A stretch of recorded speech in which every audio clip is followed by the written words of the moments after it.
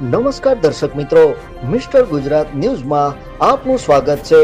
કચ્છ આરટીઓની લાપરવાહીના કારણે ઓવરલોડ ગાડી 24 કલાક ચાલે છે, જ્યારે વારંવાર અકસ્માત સર્જાય છે, પરંતુ અધિકારીઓને હપ્તા લે છે કે કેમ તેવી તર્ક વિતર્કની વાતો ચર્ચાનો વિષય બન્યો હતો।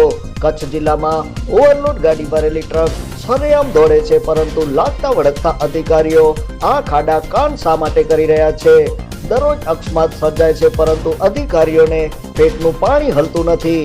આજે ભચાઉ નેશનલ હાઈવે ચોપડા રેલવે પુલ પર મીઠાની ગાડીએ અકસ્માત કરેલ। બંને ગાડીનું મીઠું ભરેલી છે। આ અકસ્માતના કારણે ગાડીઓની લાંબી લાઈન લાગી હતી, પરંતુ આરટીઓ અધિકારીઓ ક્યાંય દેખાયા ન હતા। હાલમાં કાળઝાળ ગરમી અને વિદ્યાર્થીઓની પરીક્ષા ચાલી રહી છે, ત્યારે બીમાર વ્યક્તિઓને પણ ખૂબ તકલીફ વેઠવી પડે છે।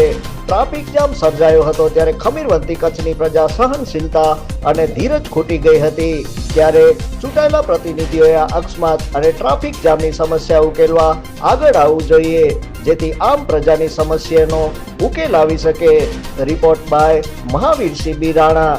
જોતા રહો મિસ્ટર ગુજરાત ન્યૂઝ, સત્યતાની સાથે સ્પષ્ટ વાત।